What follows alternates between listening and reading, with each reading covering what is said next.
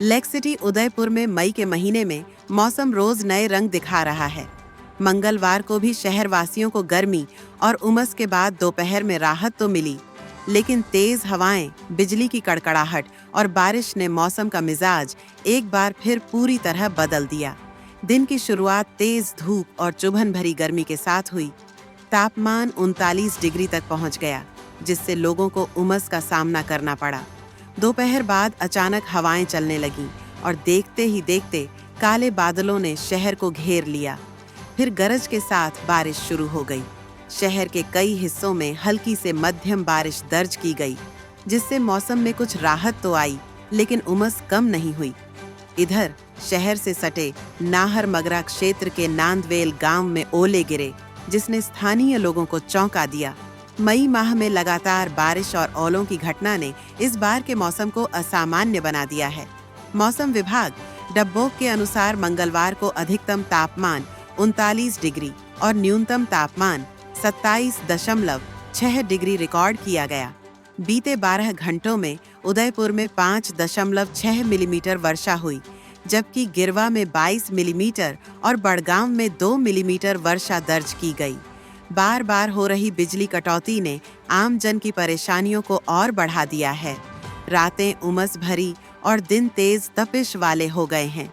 मौसम विभाग के मुताबिक आने वाले कुछ दिनों तक ऐसा ही परिवर्तनशील मौसम बना रह सकता है, जिससे लोगों को गर्मी और बारिश दोनों का सामना करना पड़ सकता है।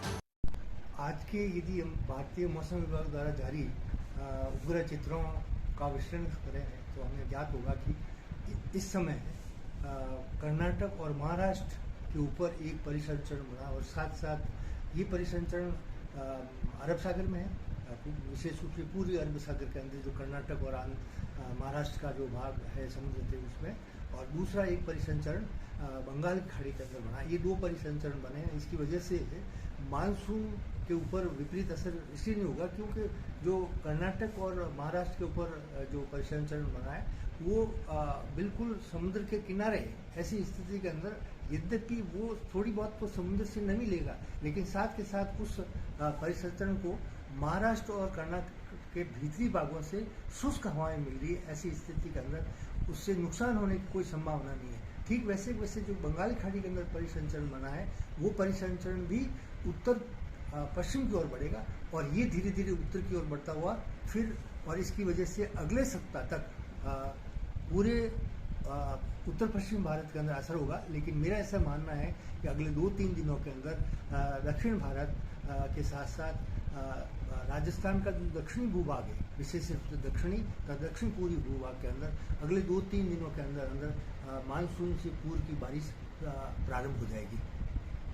ये यदि हम सैटेलाइट पिक्चर देखें तो इसमें मालूम चलेगा कि ये पूरा का पूरा दक्षिण भारत के अंदर और विशेष रूप से कर्नाटक और महाराष्ट्र का जो भूभाग है उसके निकट का समुद्रीवर्ती भाग के ऊपर एक परिसंचरण बना हुआ है, जिसको हम कहते हैं एक लो प्रेशर भी कह सकते हैं। और दूसरा ये बंगाल की खाड़ी के अंदर विशेष रूप से जो आंध्र प्रदेश है और उड़ीसा का जो दक्षिणी और पश्चिम भूभाग उसके आसपास ये धीरे धीरे ये वाला जो परिसंचरण है ये उत्तर पश्चिम की ओर बढ़ेगा, और ये क्योंकि समुद्र के तटवर्ती क्षेत्र के ऊपर है तो ऐसी स्थिति में ये उत्तर की ओर बढ़ता हुआ फिर इसका असर यद्यपि गुजरात के ऊपर, महाराष्ट्र के अंदर और मध्य प्रदेश के अंदर आज से इसके ऊपर इससे बारिश होने की संभावना है। लेकिन अगले 2-3 दिनों के अंदर दक्षिणी राजस्थान और विशेष रूप से दक्षिण पूर्वी राजस्थान के अंदर इससे जो अच्छी बारिश होने की उम्मीद है और फिर धीरे धीरे कमजोर पड़ जाएगी।